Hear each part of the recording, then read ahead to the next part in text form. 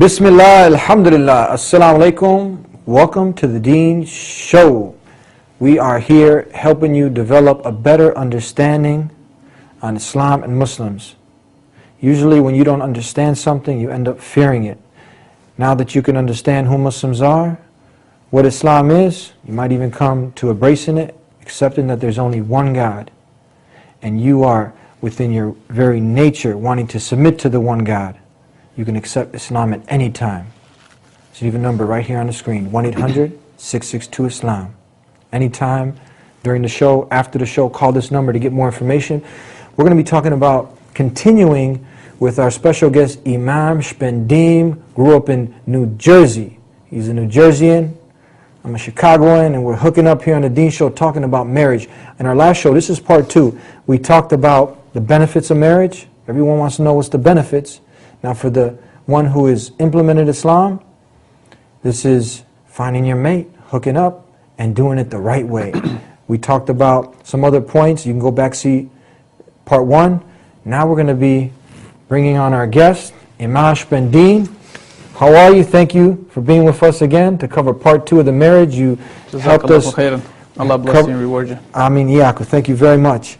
We left off last time, and we're going to get straight to it because the time just flies. And we're going to have you back again. We're going to keep this going. We're going to dedicate a section on the Deen Show for the people to come on, and it'll just be for marriage because people want to talk about it. Naturally, it's in them. They want to express themselves, but in part 1, we talked about how to do it through marriage, doing it how the Creator, God Almighty, the Creator of this universe, how He wants you to do it.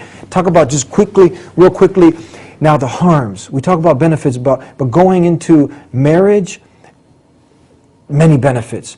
The rewards, you can even get rewarded for having intimate relations with your wife. Is that correct? Correct. You'll comment on this. Record these points. You're going to cover them before we go. I'm very excited to talk about this. Now, now the harms. Illegitimate children, diseases, heartache, heartbreak. Talk about this for a moment. Those side effects of doing it test drive style. Talk to me.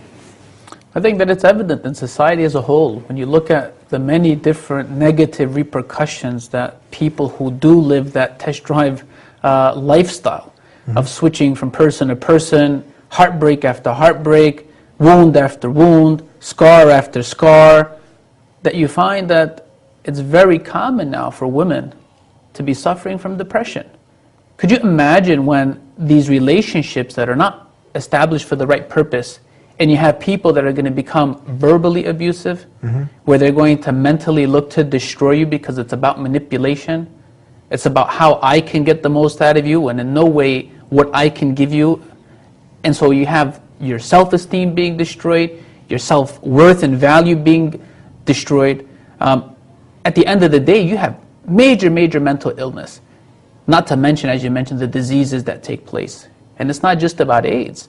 AIDS is definitely very serious, where you basically have a death tag on you, that you're going to die if no cure comes up for it or things of that sort. But there's other diseases that perhaps people don't think about today. When it comes to also the children.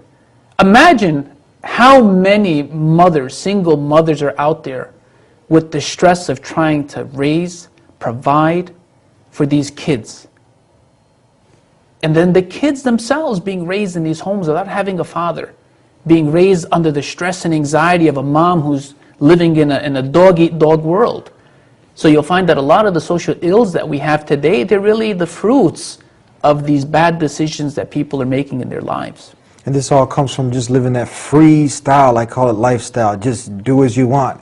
Go to the little nightclub, go to the party, men and women just mixing, co-mingling.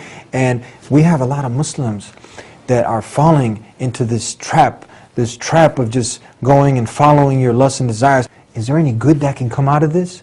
Yes, only if they're looking to abuse themselves and for a cheap thrill. Cheap thrill. But for someone that you're going to want to make your partner in life, that you're going to want to raise a family, people don't go to the barn to try to find themselves, a meal, nor to find themselves a partner. If you're hungry, you're going to go to the right place. You're going to go to a restaurant. You're going to go to a place that specializes in making food. And not only that, but because we're conscious of what we eat, We're not going to go to just any hole in the wall where we're going to catch, salmonella, or who knows if they're serving you rats chopped up as chicken or whatever the case is. Why is it then when it comes to one of the most important decisions in life, why is it that we take this easy approach, or that we literally abuse ourselves and others? Honestly, I think that one of the biggest problems that Muslims have had is that their parents have been an awful example for what a successful marriage should be. Yeah. I'm not saying everybody, but I think that in general it would be the case. You'll find that when it comes to the relationship being one of partnership, that doesn't seem to be the case. Most of the times it's one of roles and rights. That the man's supposed to go out and work and bring home the bread and come home, and the wife is supposed to be serving all day and she's frustrated and this and that. Perhaps these things worked prior to TV and all of these other fantasies of what relationship should be. I think that people today, Muslims included, they want more, and they have every right to. But understand though that in Islam, you can have all of that, but it needs to be done right. In Islam, when we look at the life of the Prophet ﷺ, and he taught us, he said, إِنَّمَا الدُّنْيَا مَتَاعٌ وَخَيْرَ مَتَاعُهَا الْمَرْأَةُ الصَّالِحَةُ. In this hadith, which is authentic, he taught us that everything in this world is but a possession. It's a possession of one shape, form, or another, and the best thing you could possess and have in this world is a righteous woman, a righteous wife. And the same thing holds true for the wife, to have a righteous husband. And so when you have that relationship, and everybody understands not the rules and the roles and all of these conditions that take away from the naturalness and from the awesomeness of the relationship, then you can have the intimacy. You can have the excitement and the thrills. You can have the passion and the romance. You can have the fun. You can have all of those things and more, but with an extra added value and quality that you're not going to have in these other relationships, with commitment, with stability. You're not going to have somebody that is going to be here today and perhaps not be there tomorrow. And as long as we understand that, subhanAllah, Allah is always and forever to be glorified, you can have your cake and eat it too with Islam. Before we go on to some of these points I told and I promised the people we're going to cover in the last show, part 1, I want to make this clear because we love our sisters in the deen, we love our brothers in the deen, and now these sisters that might have been away, we want them to come back to the one who cares about them the most, their Creator. He knows what's best for them. He cares so much about you that He does not want you to harm yourself, so that's why He'll prohibit certain things. You will comment on this, inshallah. Tell us that a man at a nightclub or a bar, is this a man that you can take seriously? Is he there with, you think, marriage on his mind? Same thing for the woman. No, absolutely not. There shouldn't be any reason for a Muslim to go to this place or these types of hangouts and bars and clubs looking for a husband, looking for a wife. Looking for the person that's going to be their lifelong companion, the father, the mother of their children, the building block of that family. That's not the place for it. Does it mean that it's impossible? No, it's not impossible. But we want to try to use our mind and our intelligence. It's not practical. We want to benefit from what Allah has given us. We want to be in the right locations looking for the right thing. And this is one of the things we have to understand. When you go to these types of places, especially the men, the men are going there because they want to have fun. They're looking for some cheap thrills. They're looking for the excitement. They want to hook up. They want to party. They want to wham bam, thank you ma'am. And then if they can keep you in there. Sisters need to know this though. This is a point that they need to know this, that this is how this is what the man is out there. He's on the hunt. He's on the hunt, and even worse than that, he'll lie to you. He'll lie to you. He'll lie to you with a straight face. Because at the end of the day, he's Machiavellian, that the ends justify the means. We don't want you to get lied to. We don't want you to get set up like this. That's why we love you, and we're trying to give you the best advice. Same thing with now, the brothers are out there on the hunt, and it seems like the sisters in these places are out there on display. We don't want our sisters to be on display. We don't. And I'll tell you something. If our sisters have made mistakes in life, that does not justify for them thinking that the only way they'll be able to find somebody is to go to these places. No. As long as a person, a believing Muslim, repents to Allah, they are no longer considered unchaste, evil, or anything of that sort. So if they have wronged themselves, the women or the men, they need to return to Allah and look to find the halal, the appropriate way, the appropriate locations, the appropriate methods for finding that person, not these places. It's never too late. So even It's if never he's too did late. that, he's had the VIP card for all the nightclubs. She's had, the guy who's taking her all the nightclubs and another guy taking her there and all these other things. We're not going to get into the details. Allah is the most forgiving. She stops right now, He forgives. Is this correct? Absolutely. Okay, we talked about this, and I hope you get to benefit, and we're doing this out of the love. Here with Imam Spendeem. Tell us now, for the brother, these who've gotten a little past that, he's fasting now. The brother is not married, but he's not kicking it at a nightclub. Shaitan don't got him there. He's fasting, mashallah, but he's still not married. Something is holding people. We talked about in the last show. This is the real deal. I come up with brothers and look what time it is. It's like 2 years, 3 years past. If brothers, you get married. I asked them this question 3 years ago, and the brothers, make dua for me. I'm making dua for him, but can he be doing something a little bit more? Can he be a little more enthusiastic about it? What are the harms of keeping you? Because I honestly think, look, Shaitan keep you away from praying, huh? And Sure. Definitely, you started praying. He doesn't want you to get married, does he? Because there's so much good that can come out. Can they be tricked a little bit by the Shaitan, procrastinating for so long? And I don't want you brothers to live another 10 years. And when I see you, say, look, brother, still make dua for me. I want you to be enthusiastic about this after the show. Give us some advice, Imam. It's absolutely correct. Actually, if we boil down the different issues of being hurt, of stress, of sadness. We're trying to cover it all. All of that Yeah. in its core is really fear. There's fear within these individuals that's preventing them from taking that step. Can I get a shot or something to get them away? Definitely. Give them a shot of Iman. Iman, yes. You know what I mean? Uh-huh. Let them accept it. And that's the thing. They have to make that active decision. They need to, if they're making dua to Allah, they need to then allow Allah to guide them in the right direction. And part of that right direction is looking to have clearly what you're looking for, and then looking to get the proper methodology of finding that person. Get your family, your friends, perhaps even the imam or the masjid. That's what we need to hear. Yes. So you talked about get your family involved. The imam at the masjid. Give us... And these things, honestly, when it comes to the cultures of different Muslims, these are some of the conflicts that take place, because normally in the countries back home, it's something that a lot of times there's still people that their parents are deciding for them who they're going to marry. Okay? When you come to America or you go to some other countries, you got to understand that this is a melting pot. Yeah. And so we need to really open up our minds and our hearts to what is Islamically permissible of avenues for us to follow.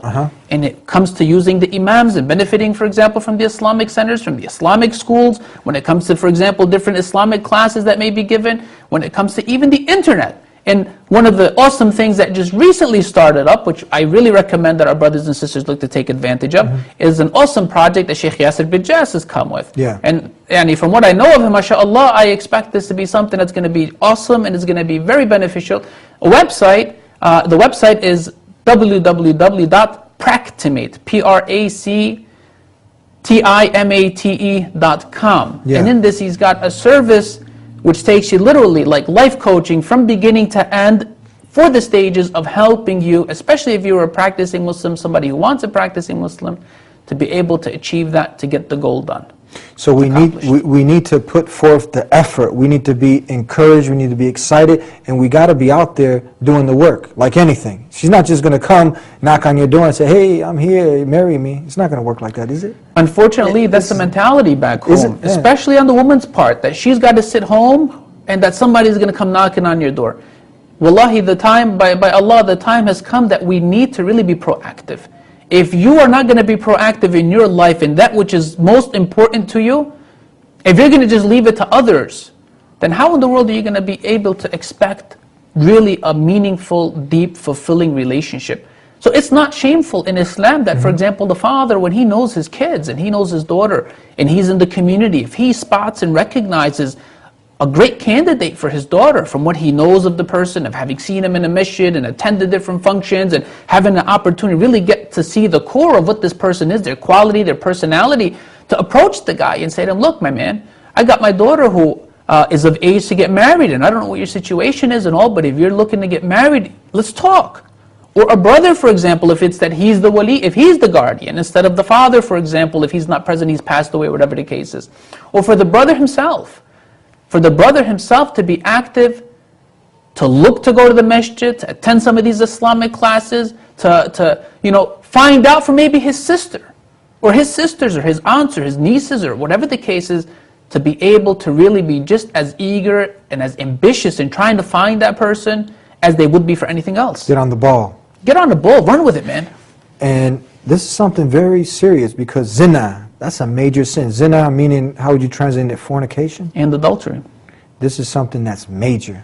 We don't want to get close to that. We want to be far away from that. And safeguarding your deen, your way of life, the way of life from the creator of the heavens and earth, that's the marriage, isn't it? It's protect yourself from getting in this trouble. That's definitely one of the aspects and purposes behind marriage and of the benefits. That it protects you from having to do anything of what you would normally have fulfill you and satisfy you within the marriage, to find it outside of the marriage. And again, this is one of those aspects of when you are going to get married, that you want to make sure that when you marry the person, they have a proper understanding of intimacy and sensualness. It's unfortunate that culturally, so the way that excuse me, our sisters have been raised to understand this issue of intimacy as if it's a taboo, as if it's a wrong. It's as if it's this, unfortunate act that just has to happen, hurry up and get it over and done with. And therefore it leaves a lot of unfulfillment within the man, which causes them a lot of the times to want to find it in other avenues. So yes, Islamically, marriage is supposed to protect us and safeguard us from it, but at the same time, when you're looking to get married, don't check to understand to see that the other person understands things correctly and that they're really looking to submit themselves to what is within Islam, even though culturally and in their upbringing they may have had a different view. Then it may be that this is going to be one of the major points of stress within the relationship, which can cause problems. We talked about benefits, we talked about importance of marriage. Man, this is such a vast topic. We're going to be dedicating, and we're going to have you back again. We're almost out of time. Imam, tell us now, that did the companion of the last and final messenger, Prophet Muhammad, peace be upon him, Omar ibn Khattab, did he, when he would find a single man, what would he say to him? Did you come across it where he would ask him, he wouldn't be pleased, he would say something in the sense, are you married? And if you weren't, he would give him a little hard time. Can you comment on this? Well, that's true. Why? Because the Sahaba, the companions and the disciples of the Prophet Muhammad, may Allah's peace and blessings be upon him, and may Allah's mercy be upon his companions and disciples, they took the sunnah, the teachings, the life application of the Prophet Muhammad seriously. So for them, they didn't pick and choose and say, well, we're going to give this a number 10 priority and make this a number 1. They took it all seriously, especially when the Prophet ﷺ would use the term, فَمَنْ رَغِبَ عَنْ سُنَّتِي فَلَيْسَ مِنِّي, that whoever desires other than my way, that he's not from me. For them, that was a major red alert. Like, oh, something is definitely serious here. So when they saw somebody looking or not actively partaking in that which is a clear teaching, a command within Islam, then for them that raised red flags. It raised red flags, and it was something to be cautioned about, something to question and see why, what's happening. What's up with that? Why aren't you doing what the Prophet told you to do? You're still 3 years later. Especially because in Islam, marriage is supposed to be a simple process. We're making it difficult nowadays, aren't we? We make it too difficult. Yeah. We're torturing ourselves. Yeah. We are giving ourselves migraines. We're putting conditions upon ourselves and upon each other to a point where in certain countries, people cannot get married because of the monetary cost of them having to set up all of these different things, of the dowry, of the mahar, of the gift, and of a fully furnished apartment, and of this much money and gold and jewelry and so on and so forth, where people have to literally try to get in debt, to be able to meet those circumstances. And imagine what happens now after a person has literally gone off on a limb to do that. And when they get married, and they don't find within that person, because they didn't do their job, what they were looking for, they don't feel satisfied, they don't feel fulfilled, the letdown. Encouragement to run, to after you view this show, call your friend, call the imam, tell him, look, I just watched Imam Spendim and Eddie on the Deen Show. I'm excited. I need to get married. I want to do it the right way, according to how the Creator of the heavens and the earth and His last and final messenger, they have given us the guidelines and nothing less. This is what we're talking about. We want you to get encouraged to do it the right way. We're almost out of time. the high dowries. You got to be a doctor to marry my little girl. There's some legitimacy here, but how much of it is practical? How much of it does this end up being a deterrent to make the brothers who are encouraged, maybe they got disencouraged now because you know what? They saw the honey of his eye, the light of his eye. And you know what? He prays 5 times a day. He worships his Creator alone. He's paying the charity. He's fasting during the month of Ramadan. He's doing everything that his Creator wants him to do. And he's staying away from the evil, the bad things. And now he's trying to marry this young lady. But you know what? You're going to have 100,000. You're going to have this doctor's degree. I mean, is this something that's legitimate? Talk to us real briefly about this. And we're going to have to do a part 3 because we got so much to cover and we got so little time. Well, with an important topic like this, which is really, especially among college students, the #1 subject for years, it makes sense that you give it the proper attention time. The Prophet ﷺ simplified it, where he said in an authentic hadith, إِذَا جَاءَكُمْ مَنْ تَرْضَوْنَ دِينَهُ وَخُلُقَهُ فَزَوِّجُوا إِلَّا تَفْعَلُوا تَكُنْ فِتْنَةٌ فِي الْأَرْضِ وَفَسَادٌ. He says, when there comes to you that person, that suitor, the male, you find in him, in his religion, in his understanding, in his practicing of his religion, of Islam, and in his manners and character, that which pleases you, then marry them to your daughters, marry them to your sisters, marry them to those that are under your guardianship whom they've come to ask for. If you don't do it, there's going to be some serious problems and corruption.